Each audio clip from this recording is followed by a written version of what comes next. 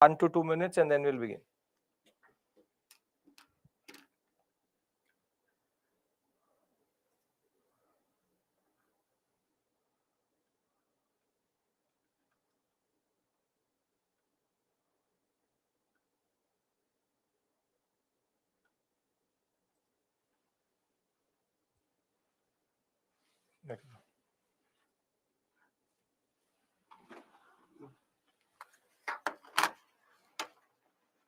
Good morning, good morning.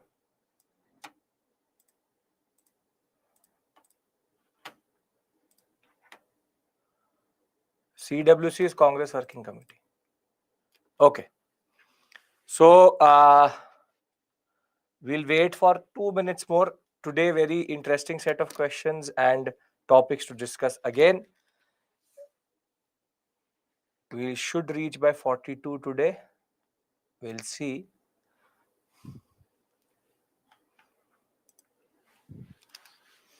Good morning, good morning.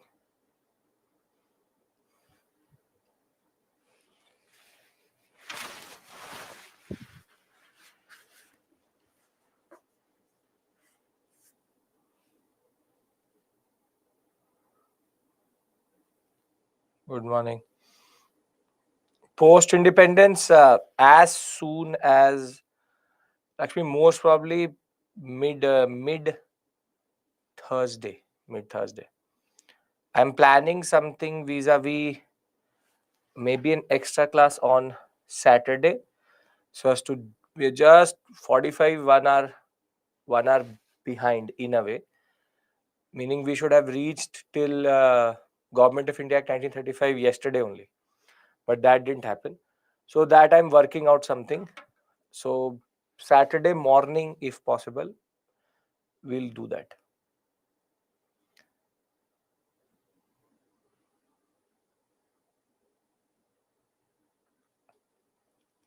Good morning, SME.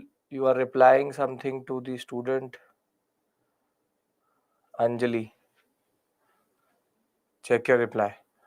Okay. Good morning. So I think it should not be a problem for anybody, as it is the sessions are recorded. So therefore, Saturday maybe 2 hours. So we'll start post independence on Friday. That way, Friday, Saturday, Monday, we'll do it like that.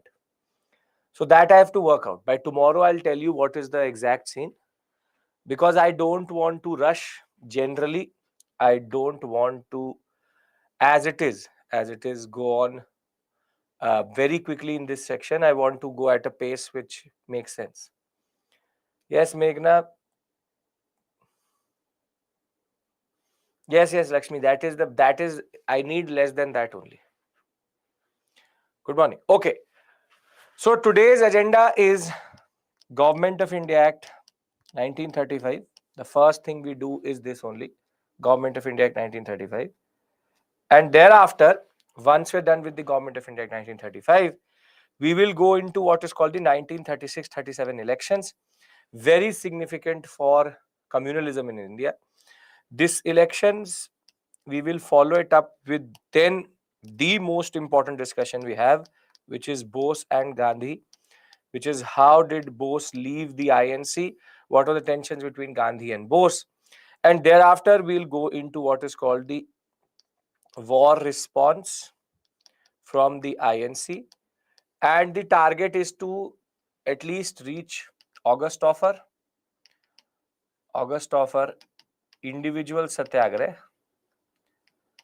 and thereafter last topic should be satyagraha, and last topic should be Cripps mission. We need to reach till 1942. We'll see according to the pace we need or the pace we have. But the most important discussion is this and this. Out of this, a lot of questions can come. August offer and Cripps mission equally important that way. So you can see now we are entering the 40s by today. For sure, we will reach 40. And we have to now just traverse between 35 to 40 in that sense. So before I do that, yesterday, what did we do? We tried to understand one of the most important movements which happened just before Government of India 1935, which is the CDM. the CDM, wherein the civil disobedience movement was, how was it visualized? We started with the concept of Irwin Declaration, then the Deepavali Declaration or Irwin Declaration, then we moved to Delhi Manifesto, then to Pune Swaraj Resolution, 11-point ultimatum, Dandi March, then the whole CDM, first, second, third, and roundtable conferences, along with the Pune Pact. Yesterday, we technically discussed Gandhi and Dr. Ambedkar, how both had to negotiate a historical deal, which is called the Pune Pact generally, and separate electorates. This is what we've done yesterday.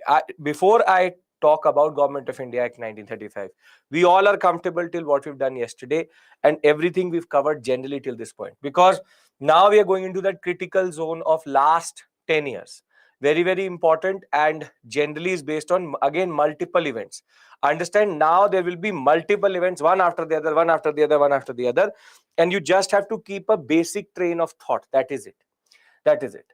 You can use, you might want to use subheadings, but don't overdo it. That's the basic point.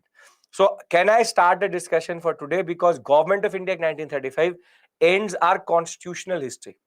We started with the Regulating Act, and now we're reaching Government of India 1935. So can we start our discussion for today? Everybody's comfortable, everybody's ready. Yes? Okay, perfect. So if you remember, we started in 1773, then we went to 1784, then we did it, then 1793, 1813, 1833, 1853, 1858, 1861, 1892, thereafter 1909, 1919, and now the mother of all the constitutional development, which is 1935. 1935. Now, 1935 Act is called the mini constitution. If you've done polity, you would know that a lot of our sections are based on the 1935 Government of India Act itself. This is the base on which the Indian Constitution was made. And today what I'm going to do is, once I will be done with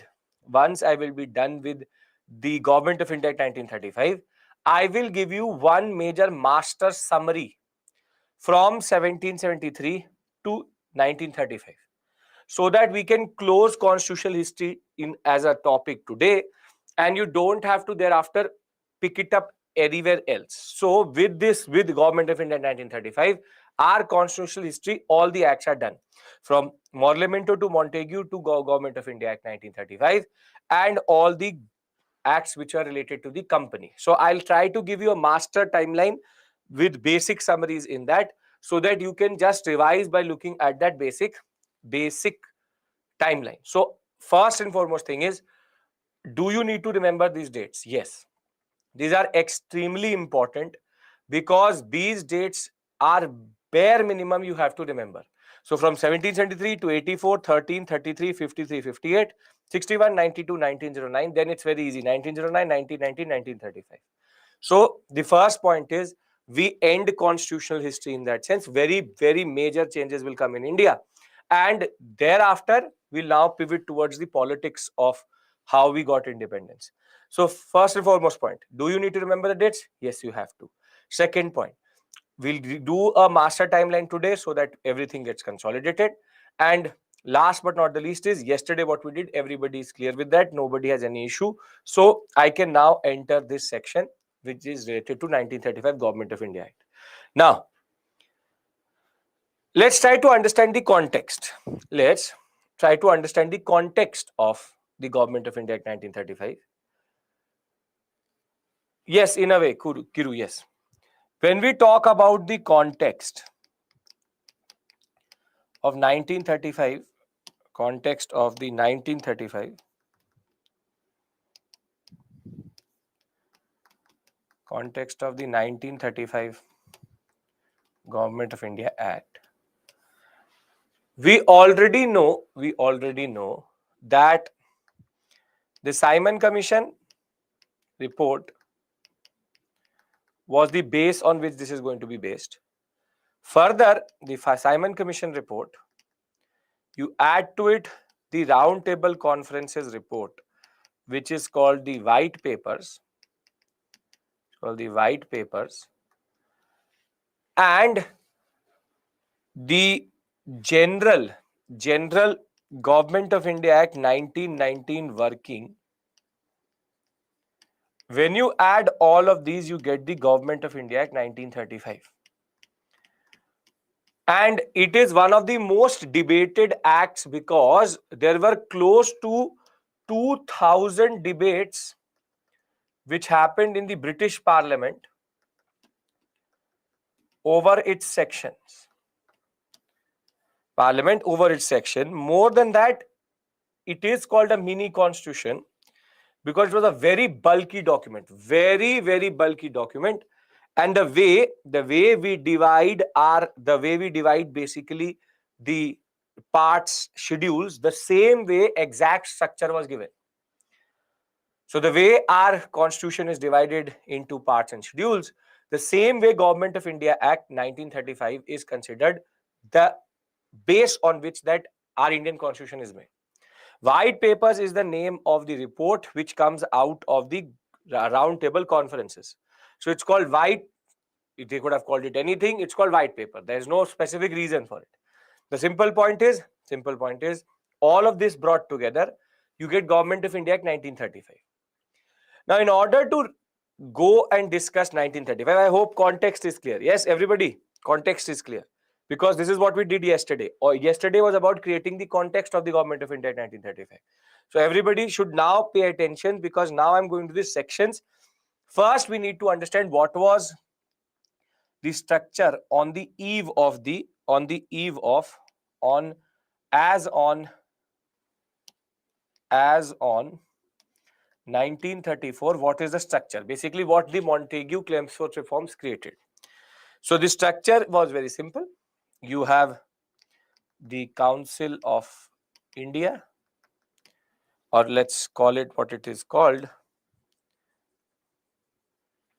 Let's first call it India House, and you have the Secretary of State plus 15 members.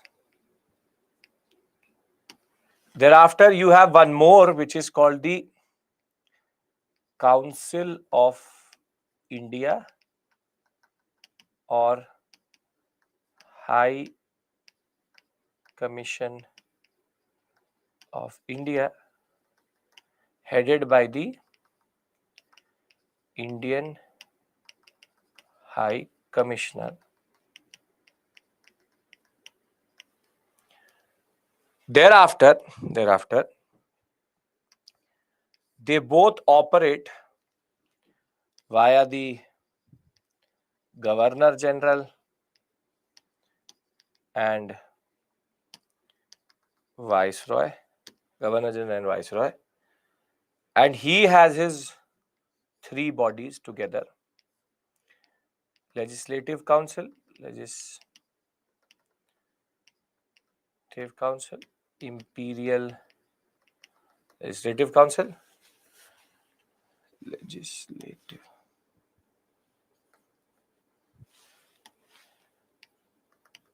Thereafter, you have the Council of States, the Lok Sabha and Raj Sabha, the Executive Council,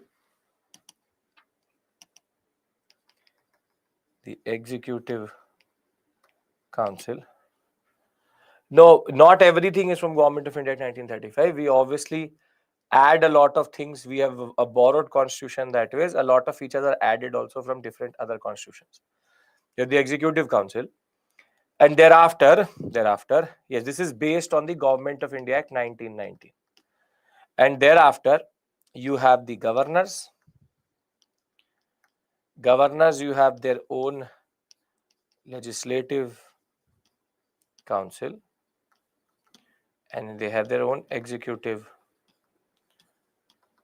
Council. And you had Madras, Bombay, Bengal, Punjab, Northwestern Province, Awadh, and generally this set was changing. This set had already changed. From 6, it had already become 9, already become in a way 8, because United Provinces and Central Provinces were added to the list, and there was a lot of change in that regard, which I'm not going to add here. I'm going to discuss the structure which I last taught you. I'll tell you how it changes. Thereafter, we have the concept of diarchy here. We have the concept of diarchy here. But an important concept was that the Executive Council of the Viceroy in a way had control over the governors. So the Executive Council had control over governors, and therefore they're not fully autonomous. If you remember the Government of India Act 1919, this is the basic structure I've given you. There are other nitty-gritties which is there, separate electorates for this and that. This is the structure of Government of India, wherein you have governor, viceroy, and both. He has 3 houses under him: Imperial Legislative Council, Council of State, Executive Council, and the Council of Legislative Council and Executive Council at the provincial level also. So this is a very important concept which already existed. So this structure is already very, very complex, So if you understand this, if you remember this, can I now talk about the Government of India Act 1935? Because very sweeping changes will come in the way you see the structure itself. Yes? Okay, perfect. So now the Government of India Act 1935 comes. Government of India Act 1935.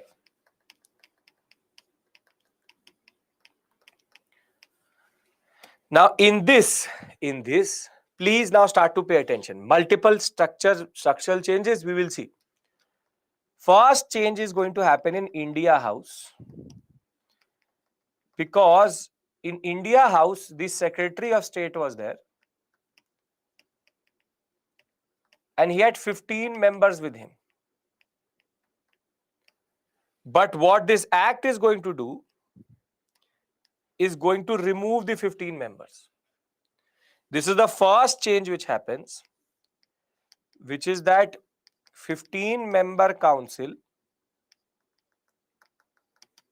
is removed, and now he will not have this whole paraphernalia of 15 members.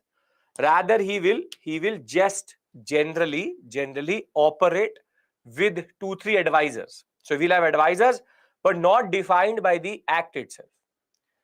Thereafter, the High Commission of India, that is also abolished. That office was technically not needed. So the second change is that the High Commissioner is removed and office is dissolved.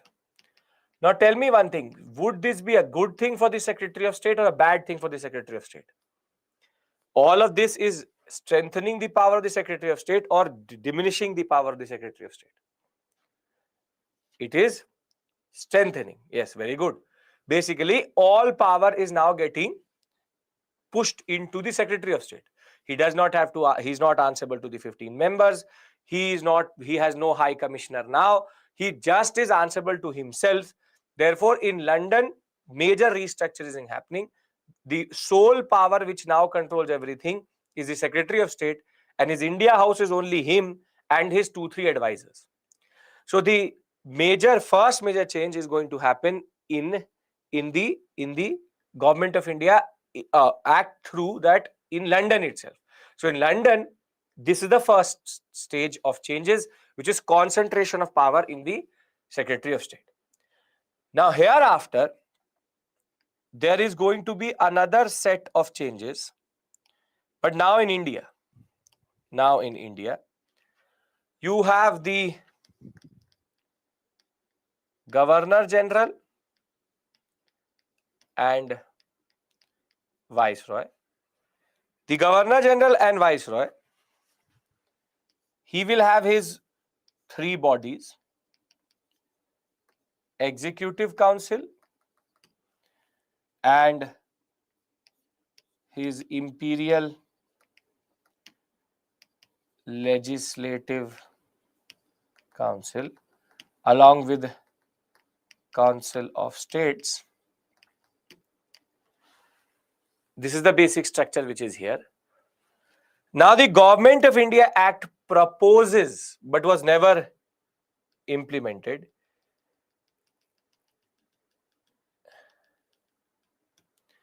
The Government of India Act proposed that diarchy should be introduced at center. However, this was never implemented because diarchy is a confusing system. So diarchy will be proposed, but the Viceroy is never going to apply it to his councils.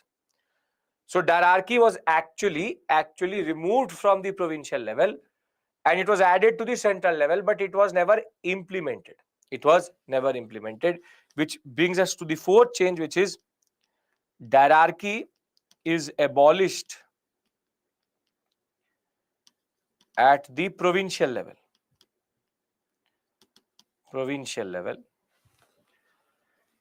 And therefore, he still operates through the governors, and the governors still have their legislative councils and executive councils. But at this level, there will be major changes.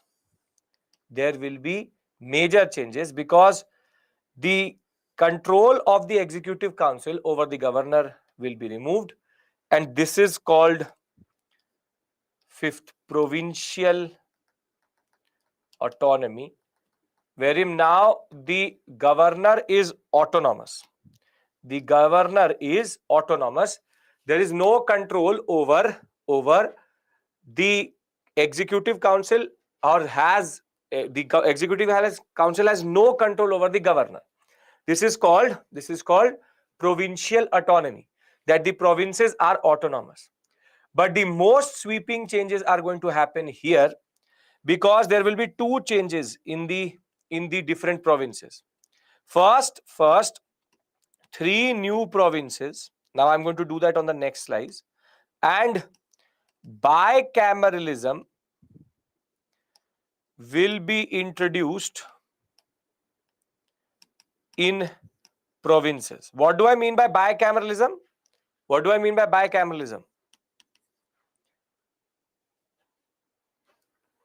Two houses. Very good. Now the structure at the provincial level changes quite a lot, and that I'm going to discuss with you in the next slide. I've put in the points in this slide itself, but I have to give you 2 slides, one a flowchart and the next a type of interactive flowchart through which you can understand everything. First, before I do that, I want to have the imperial level clear. So you have India House, Secretary of State, 15 members gone. High Commission of India is also gone. Thereafter, Governor General and Viceroy, he has his own 3 councils. Diarchy is proposed but never implemented. Then diarchy is abolished at the provincial level. At this level, diarchy is abolished. Thereafter, provincial autonomy is introduced, wherein previously the executive council had control over the governors. They could send messages to the governor, do this, do that. Thereafter, now that is not possible. The governor is autonomous.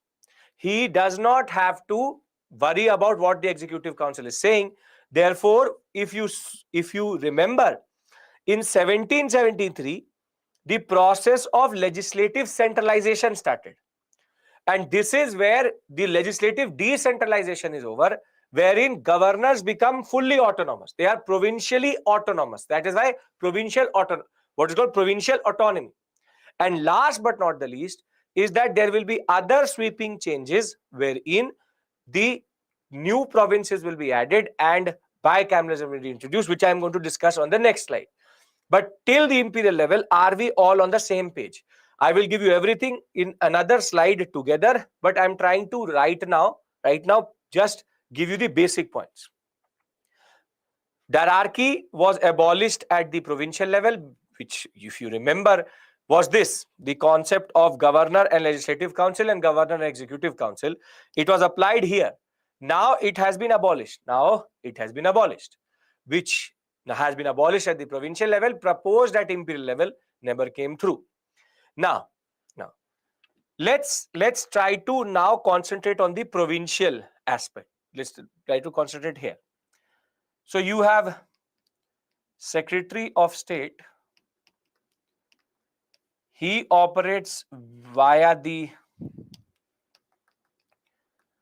Governor General and Viceroy, and he has his own councils: Imperial Legislative Council and Council of States, and he has his executive council. Now this level in itself becomes becomes free or autonomous also, because now executive council has nothing to do with provinces. So the provinces in that regard are now free of executive control. In a way, yes, the governor becomes his own boss, if you want to call that. Now the major changes is going to happen when we look at the structure of the government of India in the way we have divided our provinces. 1, 2, 3, 4, 5, 6, 7, 8, 9, 10, 11. Now there were 8 provinces before Government of India Act 1935, and there will be 3 new additions. So the ones which are already there are Bengal, Bombay, Madras, Bihar, United Provinces, Assam,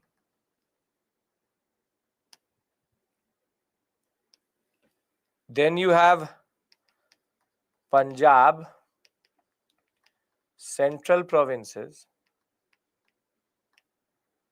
and 3 new additions are there. You have Orissa, Sindh, and North Western Frontier Province, which is nothing but Afghanistan province. Now you would say, sir, why have you played with the colors like this? Which is that Bombay, Bengal, Bombay, Madras, Bihar, UP, Assam, Punjab, Central Provinces. These 3 are the new additions. 1, 2, 3 new provinces. So what I will do is that for the purpose of no confusion, I am going to update this list so that you don't think that why are there 6 here and I've written 8 there. So in the background, there have been certain changes in the Government of India, and that were not through acts but just basic reorganization. You have Bombay, Madras, Bengal, that never changes. Then you have Bihar, United Provinces, Assam, Central Provinces, and Punjab. So basically there were 8 here. So I'm just updating the list here so that there is consistency. We already know how Bihar came out. because Bihar came out of Bengal when the annulment of the partition of Bengal was done, which is that in 1911, when Delhi was made the capital, partition of Bengal was stopped, but Assam was created as a separate province itself, and Bihar was also created as a separate province. United Province is nothing but the reorganization of Awadh, and central provinces in nothing but the addition of whatever was there in the parts of Awadh which was in the central area. And Punjab remains the major big area in that regard, which is again renaming of the northwestern frontier, northwestern province. The northwestern province actually was renamed as Punjab. So it's not ceases to exist, it's just renaming. So you don't have to go into that much nitty-gritty, but as of right now, you have to understand 8 already there. Between 1919 to 35, 2 more were added, which is basically central Punjab and central provinces with the reorganization of Bengal. But we don't have to get caught up there. Now you would have seen that I have written them in different colors, and the color difference is because out of these 11 total, there were six which were bicameral, and there were other 5 which were unicameral. Central provinces would be technically MP. Now this is the major concept which has emerged in India, that you have certain provinces where you have the governor, and he also, like the viceroy, has legislative assembly and legislative council. What is legislative council called in today? We have Vidhan Sabha, and the other one is called what? The Vidhan Sabha, and the other next, yes, Vidhan Parishad. Very good. So this is where the concept of Vidhan Parishad emerges, which is the legislative council at the level of the governor. And thereafter, he has his executive council. But that is not true for this. In here, you only have governor and his legislative council. I told you it is a little bit bulky, this document. That is why multiple changes. Executive council. Is this making sense? So yes, that is the point. Very good, Chaitanya. The fact of the matter is, the 6 which are mentioned here till today have what we call as Vidhan Parishads. The precursor for that is here only. But very simply, if I add these 2 slides to one slide, and then I have to do another type of interactive flowchart with you, are we getting the basic changes which are happening? Wherein 15 members gone, High Commission gone, diarchy introduced, not applied, diarchy removed from the concept of provinces, executive council control over the governors is gone. Further, 3 new provinces are added, and total becomes 11. Plus that, there will be certain 6 of them will be made bicameral, and 5 will remain unicameral. Can you make sense of this basic concept? Yes? Okay. Now, what I want to do is I want to consolidate. Because one more thing is going to happen, which is that Burma will be removed from India, from British India. And now Burma will have its own administration, and it will be called the Imperial Burma Administration. And now Burma will not be considered, which is technically Myanmar, will not be considered a part of India. So now let me consolidate in a different way, and I think it will make sense. Okay. Now let's think of it like this.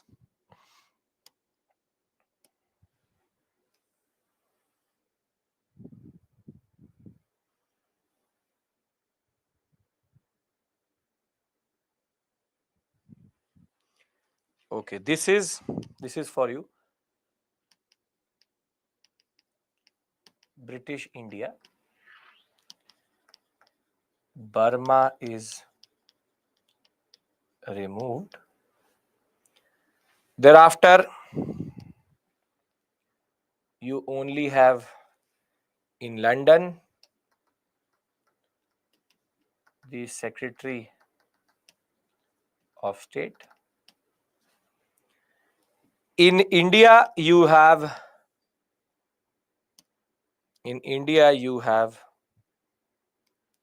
your core.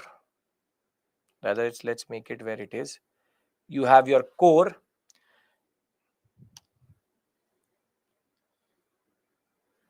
This is the. Why have I marked it in that place? What am I trying to represent by marking it there? Very good. Delhi. Great. Perfect.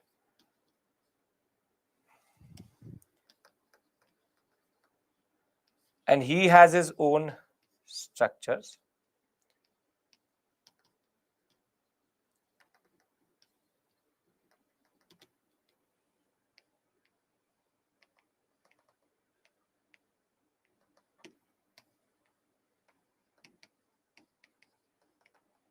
Now, in a way, the next major change is in this sense.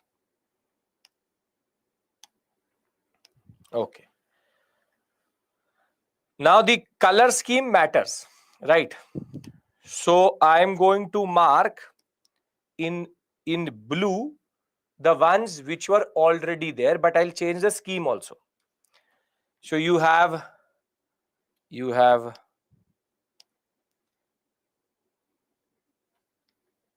Bengal, Bombay, Madras. Bengal, Bombay, Madras. Thereafter, Bihar, Assam. Then you further have Punjab and Central Province. And the new additions are going to be Orissa, Sindh, and Northwestern Frontier Province. And I think if you imagine it correctly, you can see the map of India in a way. Madras is a little bit outwards, but if you look at it, you can actually see the map of India. I'll try to make it in a much more representative way. And there's a reason why I'm not giving you the map, because if I give you the map, you will see the princely states. Now it will become more representative. And we have to add one more, which is the United Provinces. You have to add the United Provinces. So if you look at it, it is like the outline of India, and you can make out why I given this color. This color means that it is bicameral. This is bicameral, and the others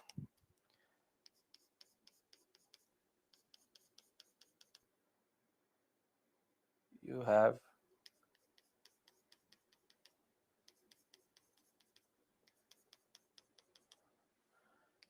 this shade means unicameral. So you have Bombay, Orissa, Madras, Bengal, Assam, Bihar, United Provinces, Punjab, Sindh, and Northwestern Frontier province. And what we mean by this is that for example, in Bombay, in a bicameral legislature, we will have the governor, and the governor will operate. I don't want to enter that.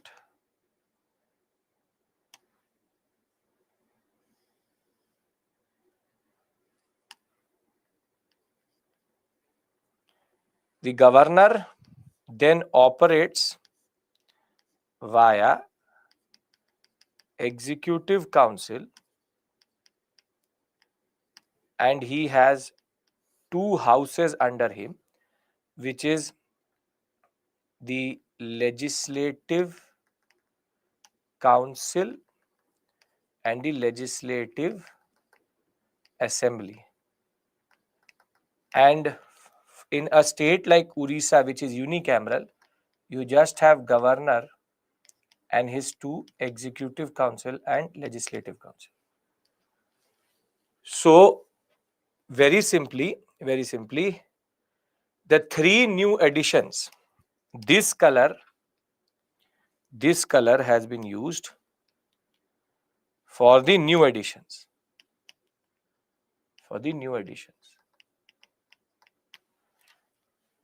Is this making sense? Rather than making it in that way, that you have the provinces, and you have their own understanding. So whatever is in blue is bicameral, whatever is white marked is unicameral, and whatever is orange box is basically new additions. So if this makes sense, Awadh was renamed as United Provinces. Don't get attached to provinces. That was renamed as. Now, very simply, one print names which is missing: Assam, Bengal, Orissa. This, okay, central provinces. Now clear? I'll write it in white only, then you will think what was the reason for that color was changed. Central provinces. Now clear?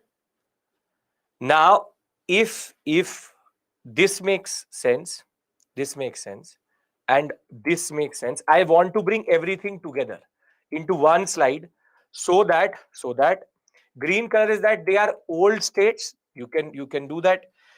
Green means that they are old but unicameral. If you want to and have a key for that also, I'll give you that also. This means already existed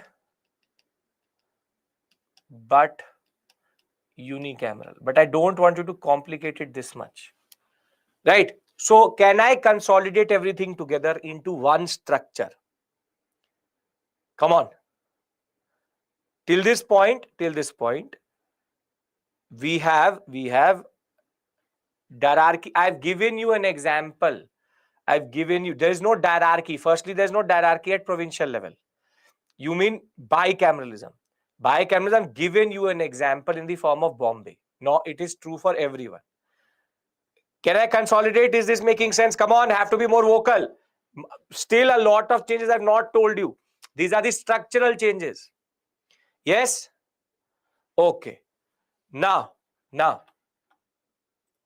we consolidate everything into one slide so that there is no confusion. Now, the structure which I am going to make is going to be the final structure, and then we'll add the other things. We'll sprinkle the other things. Now, let's try to understand it. So, the Government of India Act 1935 has the following structure. Herein, the Secretary of State operates via what is called the India House, but he is now the sole authority in London. The changes which have been made here are 1 and 2, which is High Commissioner abolished and Council of Secretary abolished. Thereafter, in a very beautiful way, you have the Governor General and Viceroy, and he operates via his three councils: the Legislative Council, his Council of States, and his Executive Council. And there are 2-3 changes which are proposed here. I'll write them down on one slide also, don't worry, which is that diarchy proposed but never implemented, and 4, Executive Council has no control over the governors, which is called provincial autonomy. This is the word which you will find in the examination, provincial autonomy. Thereafter, there are 2 types of governors. There are 2 types of governors, wherein 6 provinces and 5 provinces. The 6 provinces are, and please have to remember this for the examination, Bengal, Madras, and Bombay. This is slam dunk. These are the original 3. Thereafter, the next 3 are Bihar, United Provinces, and Assam. So in a way, everything in and around Bengal only. And the other 5, why give only 6? Because these are very big, very, very big provinces, very big provinces. On the other hand, Punjab, Northwestern Frontier Province, Sindh, and you have Orissa and Central Provinces. These 5 are basically what are called unicameral, but these 3 are the 3 new provinces created. What is the difference between the 6 and 5? These 6 are bicameral and these 5 are unicameral. And therefore, the structure looks like this here. Governor has 3 bodies under him. The 3 bodies are Legislative Assembly, Legislative Council, Executive Council. And here the structure is quite straightforward, which is governor and his. You have Legislative Council, not council, Legislative Assembly and Executive Council. Now does it look perfect? On one slide itself, you can see how you have to remember the provincial names. Yes, never before this, but here you have to remember. Now you understand the complex structure which the Government of India actually creates, wherein there are multiple changes which will happen at all levels, and very simply you have to remember this: diarchy abolished at provincial level. Now, if all of this is clear, I would like to add other sections, but can I now presume that none of you have a problem vis-a-vis You want to add Burma point, I'll add the Burma point. Burma removed. Because then I want to move and consolidate this area, and then we can move on. High Commissioner abolished. Basically, that office was not needed. They just abolished it. That's the end of it. Do Indians? No. The Executive Council of the Governors are still very, very exclusive. Is there nepotism? Yes, sure. Why not? Can I now add the other points? Yes. Great. So I see why Burma removed, because they knew that India was going to get independence soon. Why give Myanmar to India? That is again British sadistic politics. Why was there a need for Government of India Act? Because 1919 was exploited by the Swarajist no changers quite a lot. And more than that, they have to do a drama that see, the more councils they add, the more Indian representation can be there. So how do you increase that? More the bodies, the more Indians can be represented. That is their concept of representation for Indians in that regard. So we started with this structure, that how there is a context which is basically the Government of India Act 1935. Thereafter, we refreshed our memory from 1919. And once we understood the 19 and 19 Act, how 8 were already there by 1934, and the basic structure, we first saw the changes which came at the London level, which is High Commissioner's office gone, not needed as it is. Thereafter, 15 members are removed, some advisors are added, and thereafter hierarchy is proposed but not applied. Then hierarchy is abolished at the provincial level, was not working as it is. Then the basic changes is going to be 3 new provinces will be added in the form of Orissa, Sindh and Northwestern Frontier Province. And out of the 11 which were there now, 8 were already there, 3 were added new, 6 will become bicameral and 5 will not be bicameral but unicameral.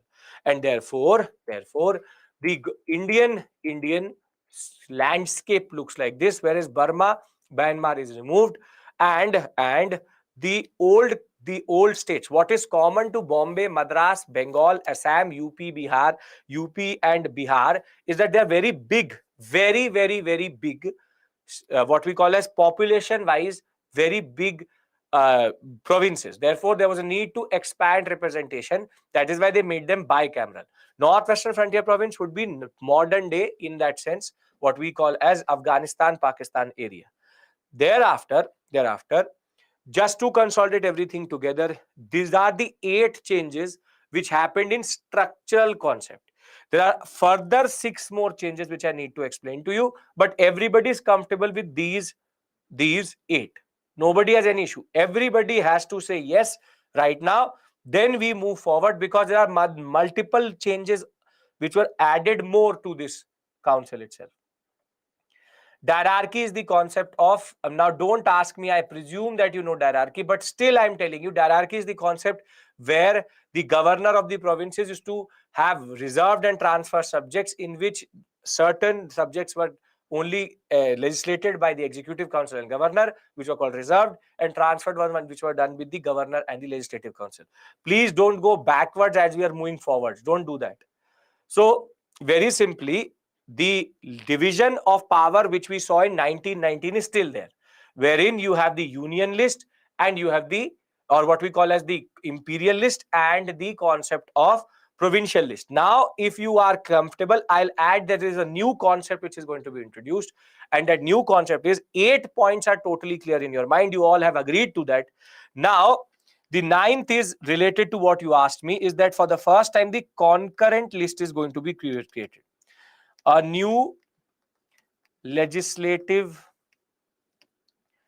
list is added, and that is called the concurrent list. So you are asking me this question, and this was the point I was going to make generally. So concurrent list is added. Thereafter, you have the concept of the federal court is created. Federal court, what is the need?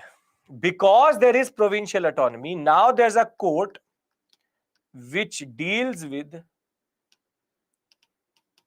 the disputes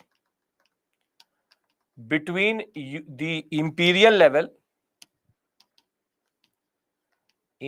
level and provinces, and provinces. This is the exclusive jurisdiction of which court in India today? Yeah, very good. Perfect. This is basically the precursor for the Supreme Court. Today, any federal dispute is adjudicated by the Supreme Court. So the federal court here should be seen as the Supreme Court, because now federal disputes can be actually sorted between the province, imperial province, and that is going to go to this court. This is going to be later renamed as Supreme Court. You already have a Supreme Court which is for criminal justice, but this power will be added in what we call as the, yes, we already have a Supreme Court, sure, but that only had the imperial, that only had criminal jurisdiction. Because now there's a federal structure which has come through, the very simple point is that the Supreme Court which you see in Delhi, that was actually called the Federal Court. And thereafter, the Federal Court and the Supreme Court were merged together in independent India to create the Supreme Court as we call it today. Because this still remains the exclusive jurisdiction of the Supreme Court in that regard. But you don't try to bring in modern, what we call post-independence.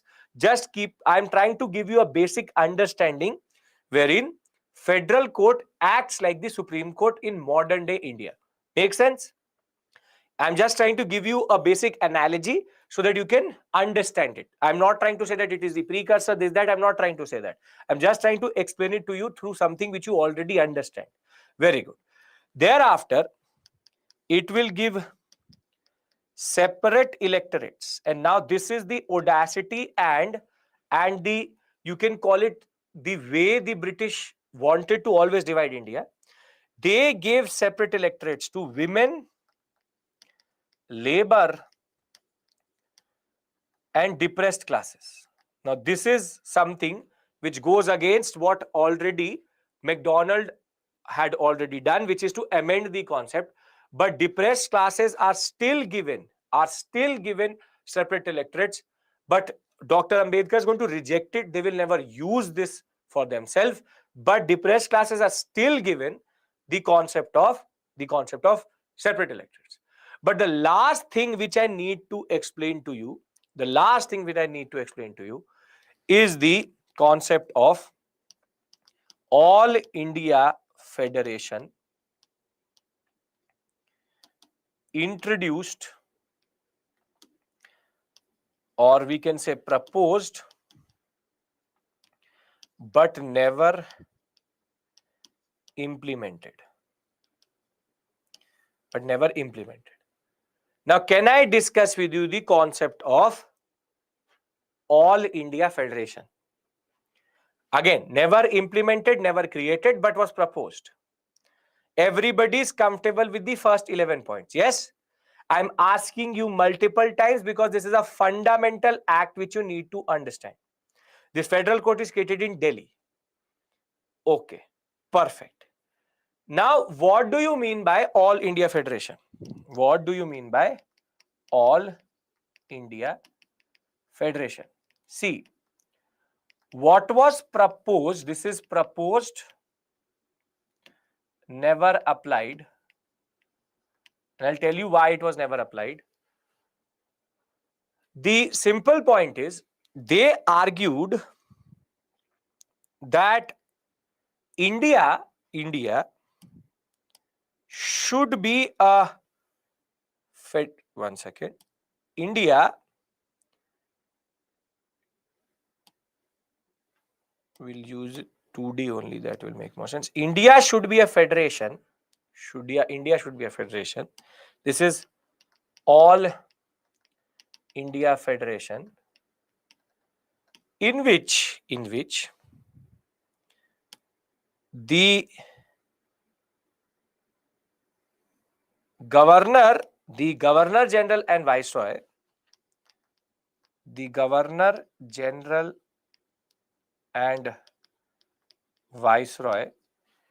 he controls 3 areas together. Or 3 parts of British India together. All India Federation, which was going to be called the British India Federation, was going to have the 11 provinces which are already there. So let's add them. You have Northwestern Frontier Province, Punjab, Sindh, Bombay, Madras. You have Central Province, Orissa, UP, Bihar, Bengal, and Assam. These are nothing but the provinces which are already there. You have Northwestern Frontier Province, Sindh. You would have the Punjab sector, Bombay, Madras. Thereafter, Central Province, United Provinces, Bihar, Bengal, not Bengal, this is Orissa. Thereafter, Bengal and Assam. This would be the first component. Does the British directly control these 11 provinces together? They directly control it? Very good. Yes, they do. They directly control it. That is the point of British India, right? That in this structure, the Viceroy is controlling the governors because he's part of the structure. So the British, this area is controlled by British governors. So in a way, this is directly controlled area. Then there were also small pockets. There were small pockets in India, very small pockets. For example, somewhere here, somewhere here, somewhere here, somewhere here, somewhere here, somewhere here, somewhere here. And these basic pockets are nothing but what are called, these are called Chief Commissioner's area. These are called Chief Commissioner's area. This is a precursor of basically UTs. If you know the concept of union territories, this is the concept of UT, where they are too small to be created a province and they are not going to be given to any other place. They are also directly controlled. These are directly controlled by Viceroy via Chief Commissioner. Now, the Chief Commissioner, therefore, in modern India would be equivalent to whom? Would be equivalent to whom? The Chief Commissioner. Come on, tell me. Very good. Lieutenant Governor. Great. Perfect. Polity. Great. So, not governor, Lieutenant Governor. Governor is for a state, not for a UT. So, therefore, the Chief Commissioner area and the provinces, therefore, become the two components of the empire which are directly controlled. Now I'm going to very simply mark them yellow to indicate that they are directly controlled.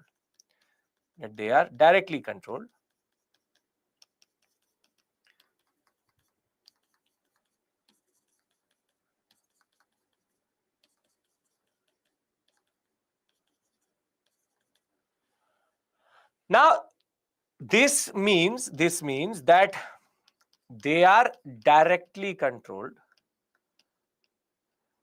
but till this point the British already control this area. So why do they need to create an All India Federation? They need to create an All India Federation because now they are going to add something which was not always under the British direct control, which are called the princely states.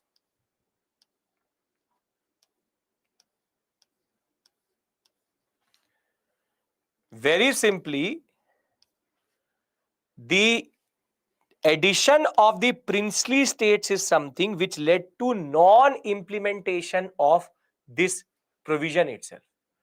These are nothing but princely states. And the basic point is princely states are indirectly controlled. And by Friday, I will explain to you the concept of paramountcy.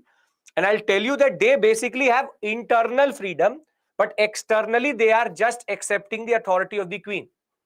So therefore, the most important feature about this All India Federation was that now the British are becoming more and more cognizant of the fact that princely states should also be controlled. And basically, this blue area, which is indirectly controlled, was added to the federation. To the federation. Province is like a state. Princely states are not technically part of the government of India.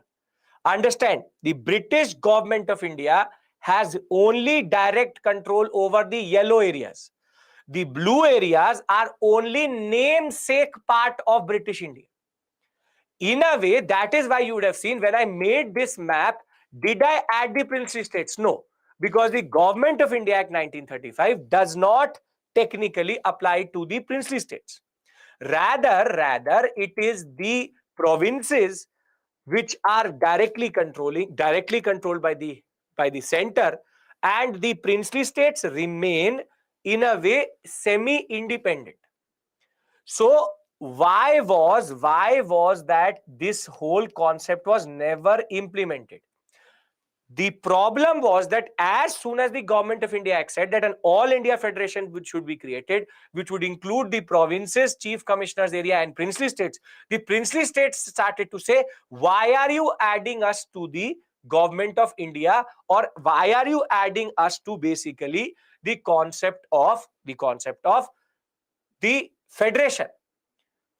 So this was never implemented because it was adding an semi-autonomous area which is called princely states. You already know the princely states. You have Jammu and Kashmir, you have Hyderabad, you have Travancore, you have Bhopal, you have the Rajputana sector, you have Sikkim. These are princely states. Chief commissioners areas are separate because they're too small to have a governor. So the viceroy directly controls them. So are you now able to imagine? Federation means when different political units come together. Federalism, federation. So federation means different political units come under one structure itself. So are you getting the concept of federation or All India Federation proposed? See, you will never have to explain it to the examiner. I am doing it via these maps because, or these what are called mind maps, because they help you in visualization. You will just write in the examination, All India Federation proposed and never implemented. That much capability you now have, yes or no? Yes? Okay. If there is still two houses, provinces, how can they see? Lakshmi, you are confusing. Diarchy was abolished at the provincial level. Okay. Very good. Now, the last point, then I go into the PPT and consolidate, is something which we all love. RBI or Federal Bank was proposed and established under this act. This is the 13th point. So I'm again consolidating everything, doing it through this, then I'll go to the slide, and then I want to consolidate all of constitutional history today. High Commissioner abolished, Council of Secretaries abolished, diarchy proposed at center, never implemented. Center, the Executive Council loses its control over governors, provincial autonomy, 3 new provinces added, Burma removed, and the concept of diarchy is abolished at the provincial level, and bicameralism is introduced in 6 places, and unicameralism, which was already there, is there in 5 places. So are we clear with regards to these first 8 points? I'm again repeating everything, and I'm again doing this because this is very critical to your preparation. Okay. Now, next, legislative, the new list is added, concurrent list. Federal court is created for adjudicating federal disputes. The separate electorates concept is extended to women, labor, and depressed classes. RBI is going to be proposed and established under this act, and the All India Federation is proposed but never created, under which already two directly controlled areas, Chief Commissioner's area plus the provinces, were going to now be administered with the princely states. These three together would be constituting British India. Never introduced properly, never implemented. Therefore, these two areas the British already controlled. It was a way of adding the princely states to their control, which the princely states did not allow for. So the simple point is the concept of All India Federation never came through because the princely states did not want to be under the control of Viceroy and Governor General. They rather wanted to be under the control of Secretary of State or straight away the Prime Minister. That is the basic point. Are we clear? Can I go to the PPT? They will never see the Chief Commissioner areas cannot be merged. That way, why don't you merge all UTs with the states? Because they are critically important, but they're too small to be made into states. So that is the basic point of a UT. If you understand the concept of UT, you will understand the concept of Chief Commissioner's area. Don't have to learn the names of Chief Commissioners. That much time nobody has. We are not that free. Can I now do it through the PPT? And can I give you the summary of all what we call as constitutional history? Yes? Perfect. Okay. So what are the provisions of the Government of India Act 1935? This is what we are discussing right now. This is what is important for our preparation generally. Right. Okay. One second. Yes. The Government of India Act 1935 had chapters and parts the way we have our own constitution. We have 11 parts and 10 schedules at this point of time. 2000 debates were there, and one of the longest piece of legislations which came through. What are the provisions? Autonomy to provinces, provincial autonomy, end of diarchy in the provinces, but introduction at central level, never implemented. Residual powers to the Viceroy, still. Abolition of India Council of the Secretary of State. Therefore, the concept of his 15 members gone. All India Federation should be formed, but never implemented. This was never implemented. And this was also never implemented. The second part, which is the concept of central. Thereafter, federation never came into being.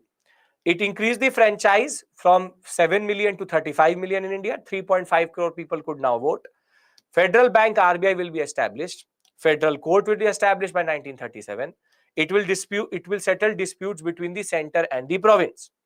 Thereafter, further, Burma is separated from India. Orissa was separated from Bihar with Cuttack as capital. Sindh was separated from Bombay with Karachi as capital. Total number of provinces become 11, out of which Northwestern Frontier Province, which was already there existing as Central Chief Commissioner area, is given as a status of full-fledged province, and two new already we see, Orissa and Sindh. Now thereafter, bicameralism at the central level was already there, and threefold division of power is going to come: federal, provincial, and concurrent list. This is a new addition. There will be a new authority which is called the Federal Railway Authority will be created. It is going to now take care of the railways which is there generally. 7 members directly reporting to the Governor General. British stakehold will be protected in that regard. Further, the basic criticism of this act was that it was still communal in nature. It had not given everybody voting rights. Still, only 14% of the Indian population could vote. Too much power to the governors of the provinces now. All India Federation never implemented. Nehru said that it was a machine with very, very strong brakes but no engine. Jinnah, as it is, would not like it because it was giving center too much power. And the concept of constituent assembly, so that the British INC could write it, was now becoming more and more ardent. Now, very simply, can I consolidate all of this, which is all constitutional history, into one slide, if we are all clear about everything? Yes, no, Sindh and Northwestern Frontier Province is called Afghanistan, parts of Afghanistan. Technically, Pakistan is created by taking certain areas out of Bombay Presidency, Sindh, and Northwestern Frontier Province. We'll talk about that. Don't worry about that. Now, I'm now going to consolidate everything which we've done. Constitutional history is going to end today. And thereafter, I want to go into the politics of what we have to do. So, I'm going to now propose a basic timeline, and we are going to revise everything as we go on. Now, in this, obviously, I'm not going to write all the provisions. I'm going to write the major provisions in that regard. And 1935 Act, I'm not going to write the provisions, can't come in the slide. But you understand the provisions, we've already done it. So, our story started, and this is going to be the feature when I'll complete modern India, I'll give you a master timeline for modern India also. So, you have 1773, 1784, 1793, 1813, 1833, 1853, 1860, not 61, 1858, 1861, 1892, 1909, 1919, 1935. This is the basic timeline you have to remember. This is all of constitutional history as we know it. 1935. Now, 1773 is called Regulating Act. If you remember the code, you would remember what? 733 GGB plus 4 LCSC, right? So this was 73 Governor General of Bengal plus 4 members, legislative centralization, and Supreme Court created. Yes, thereafter, you have the Pitt's India Act. Pitt's India Act. This is the most important because Pitt's India Act. This is the most important because it introduces Board of Control, Court of Director, Cash on Delivery, and BOC, and it is going to become GGB plus 3. A member is reduced. Yes, GGB plus 3, BOC, COD. Thereafter, 1793, there is not major changes which happen, but for us, the most important change is going to be first these are all charter acts. These all are charter acts. What is the most important provision of 1793? Come on, tell me. Charter acts. 1793. 5 lakh pounds. Remember, 5 lakh pounds to be sent. Yes, very good. So 5 lakh pounds to be sent to Parliament. I don't want to add more points. This is the most important point because they want to take money out of the East India Company. Royal approval is also needed. Very good for appointment. What I'm more interested about is 13, 33, 53. So you have 13, India monopoly gone. 83, 33, China monopoly gone. Along with that, 1 second, I'll just add these dividers so that it makes more sense.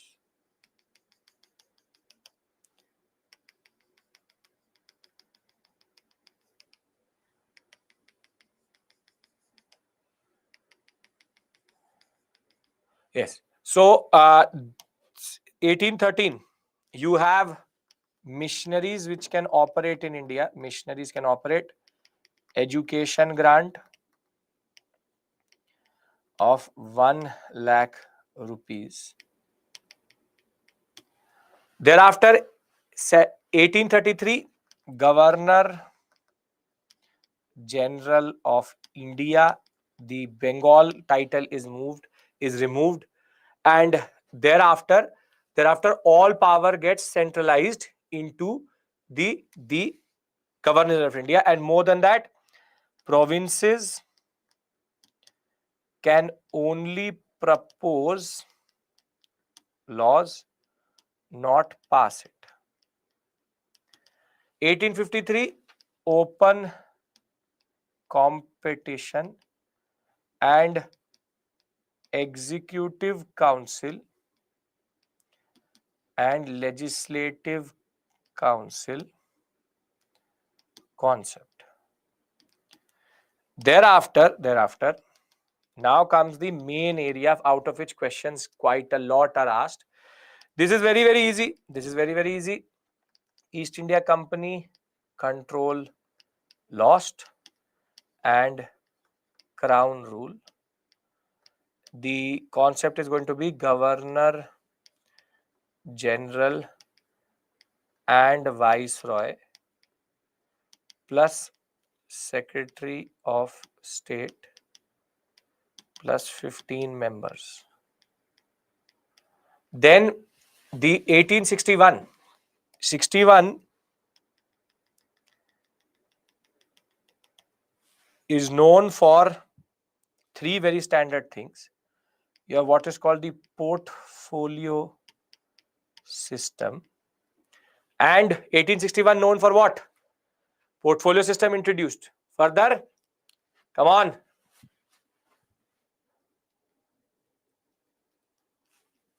No, you, Anjali, 1833 only China monopolies lost. Don't. Very good. Very good. Legislative decentralization started. Very good. Perfect. Remember everything. Great. And 3 Indian members into Legislative Council. Perfect. Now comes 92. 92 known for what?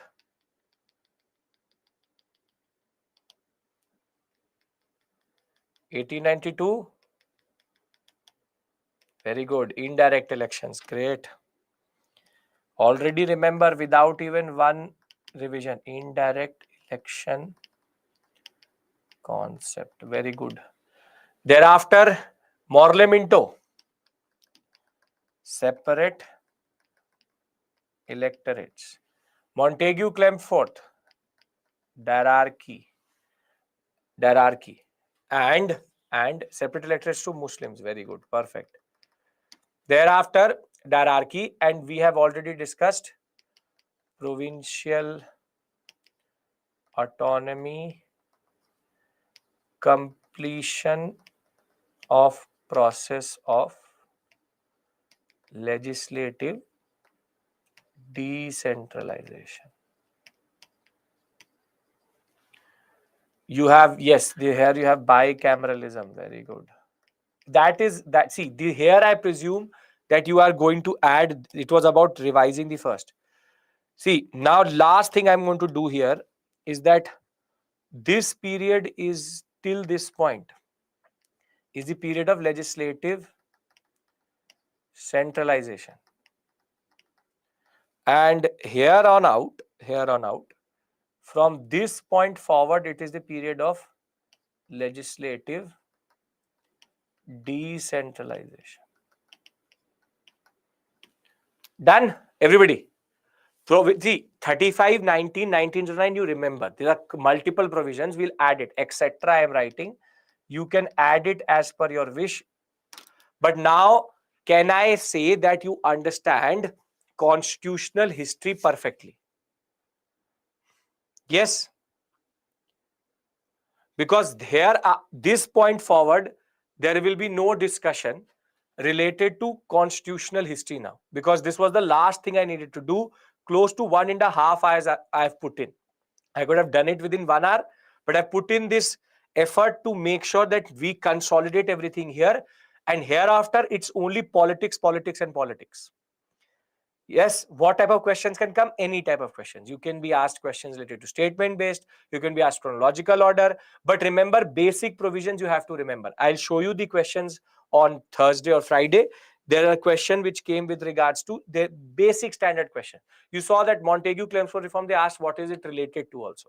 So that type of questions also come in that sense. Now, the fact-based is what? There are provisions. They'll ask you the provisions. So this topic intersects with your polity also.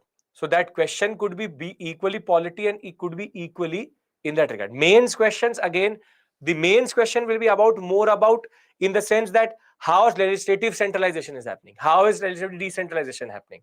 Why is the concept of provincial autonomy important? What is the need for hierarchy? That is the concept which comes in mains.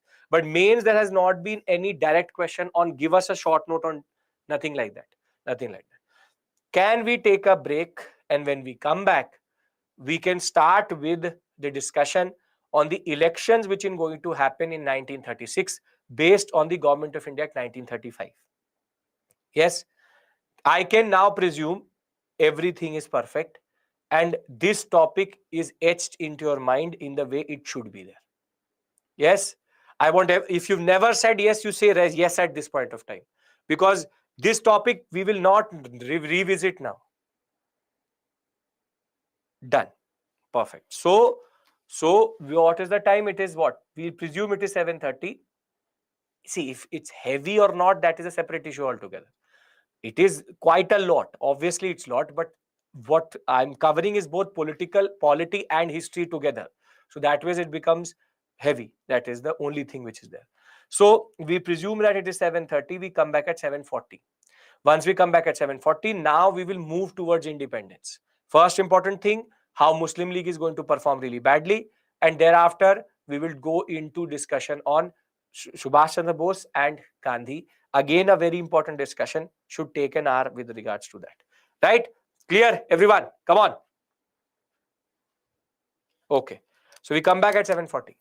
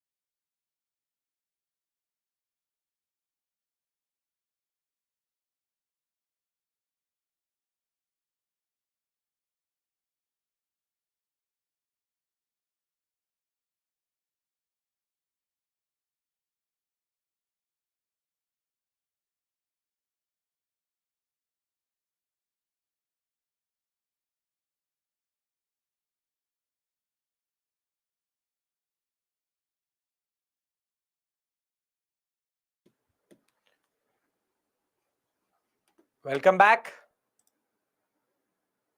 I'm audible, I'm visible. Yes. No issues.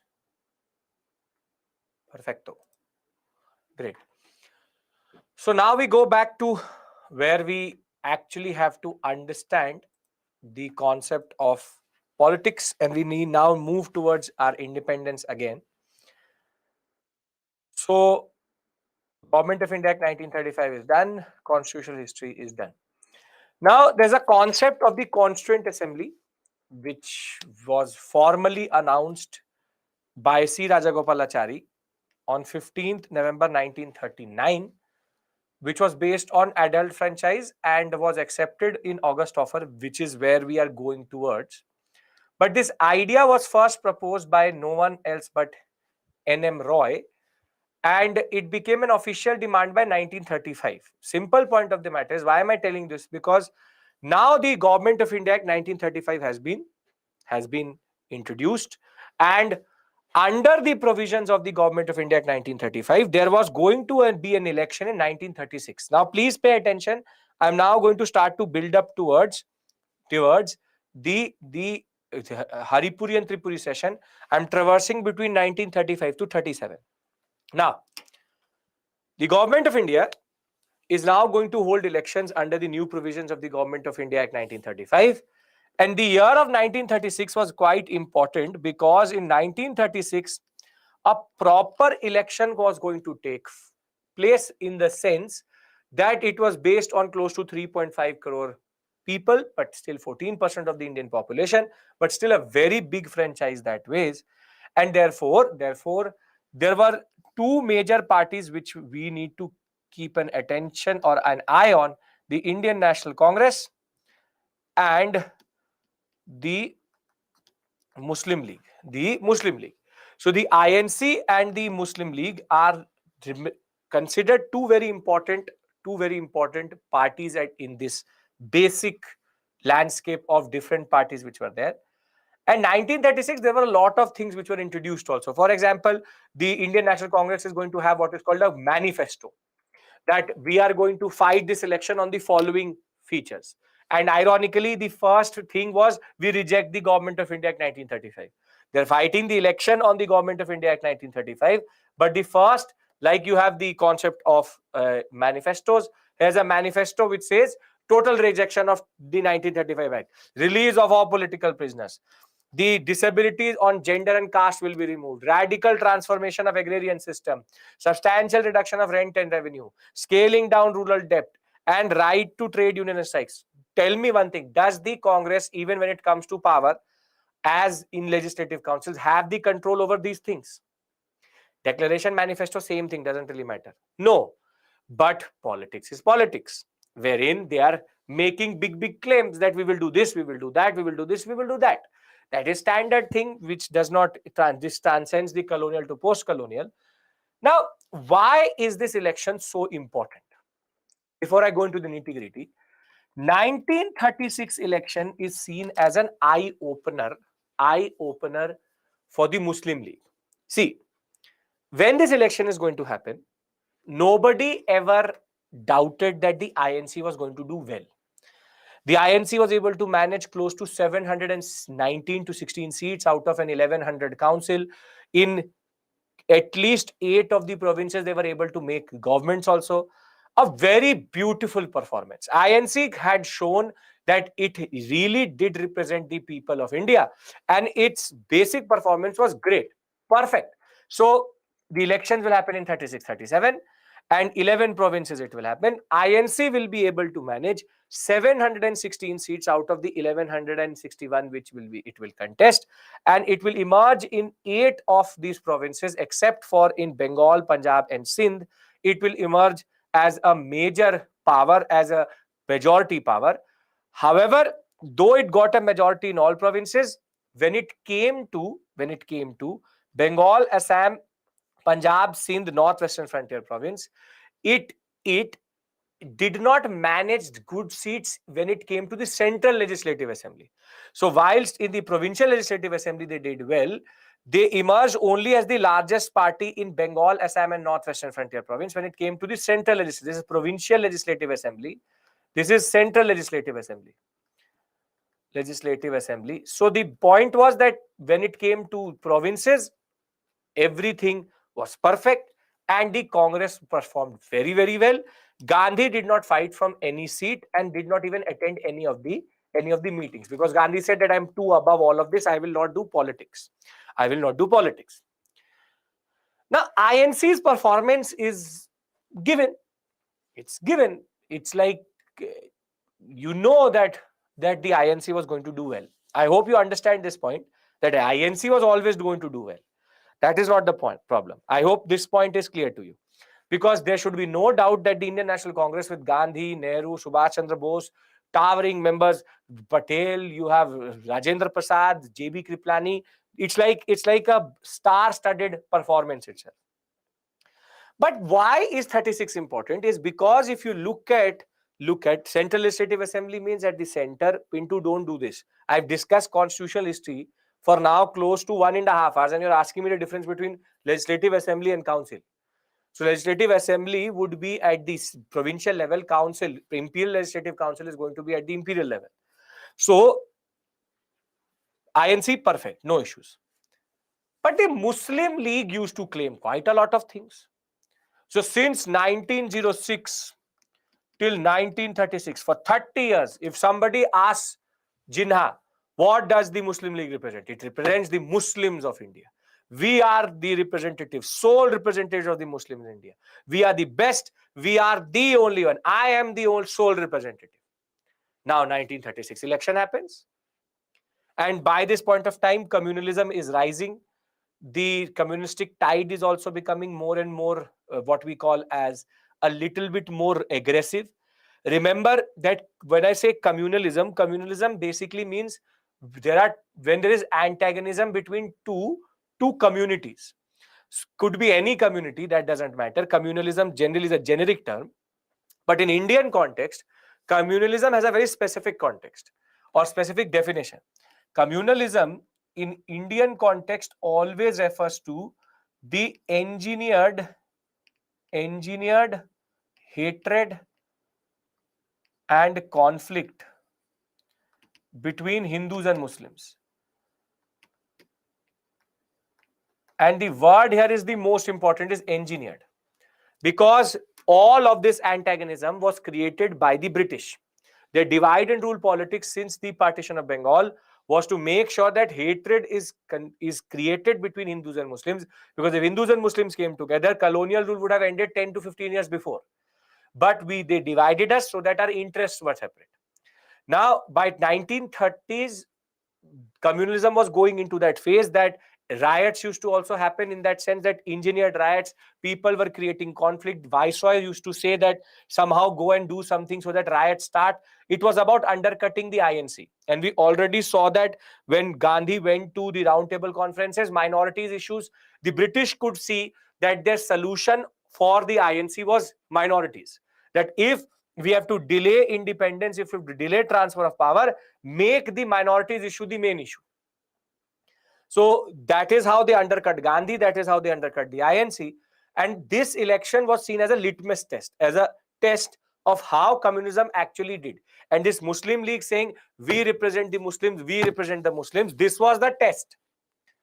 And ironically, when 1936 elections will be fought, Muslim League will perform exceptionally bad. In the sense, in all these separate electorate seats, it will manage 3% of vote share. Will not emerge as single largest party anywhere. 3% amongst Muslims, not even the Indians. Not all India. No. Amongst Muslims, 3%. Rather, it was a person called Fazlul Haq, who you had what is called the Krishak Praja Party in Bengal, and Khizr Hayat Khan in Unionist Party in Northwestern Frontier Province, who had more votes. 3% vote share. 3. And this is the party which since the last 30 years said, we represent Muslims, we represent Muslims. You have an issue, you come to us. And this is their representation, 3%. And the ironical part is that this 3% is now going to be a wake-up call for Jinnah. And in a way, in this election, the Congress is going to lose a plot, and that will make sure that the partition is going to become inevitable. See, the performance of the Muslim League was exceptionally bad. In the sense, it captured 2 out of the 84 seats reserved in Punjab, 3 out of the 33 in Sindh. They will fail to win even 1 seat in where Pakistan is today, which is Northwestern Frontier Province. More than that, they will not be able to come or form as government anywhere. League will be second ranked everywhere. More than that, this main thing why this election is considered important, because in UP, in United Provinces, Congress needed certain amount of seats to technically make the government. So Congress needed to go into what is called coalition in a way. And the League had the requisite number of seats which the Congress needed. So when it came to United Provinces, now Jinnah went to the Congress and said, see, bhaiya na, let's make a government together. You Congress and I Muslim League, let's make a government, coalition government together. And they're like brothers. We've always been brothers. See, Khilafat movement, non-cooperation, we're always brothers. We have something old. रिश्ता है अपना. We have something old, कुछ पुराना है. So why not make the government in United Provinces? Now here 2 things could have happened. The Congress could have accommodated Jinnah and a coalition government would have formed. But here the Congress arrogance came through, wherein Congress said, you are the same person who said, I represent Muslims. What happened? You wanted to destroy, you were saying too much. London mein to you were saying a lot of things. You were saying a lot of things. You were Muslim minority, this, that. Now what happened? So the Congress denies a coalition with the Muslim League in United Provinces in 1936. But in a way, if you look back to it, the Congress lost the plot. The Congress actually lost the plot. The Muslim League, as of right now, was a very small minority in the political landscape of India. And the Congress could have easily just appropriated the Muslim League and make sure that the British had no one to actually use against the INC. But here that INC arrogance comes through, that it tried to show Jinnah his place. And why this election is considered important? Because now Jinnah comes to a major conclusion. Are you able to understand why am I saying that why is this election so important? Because Jinnah has now seen something, and more than that, Congress has shown an arrogance. I'm now slowly but surely building up to the partition also, in the sense that Jinnah now realizes a very, very dangerous thing. Jinnah comes to the conclusion that, now listen to this line. This is Jinnah's conclusion. Jinnah's conclusion is that Muslims in India or Muslims in undivided India would never have full representation and power.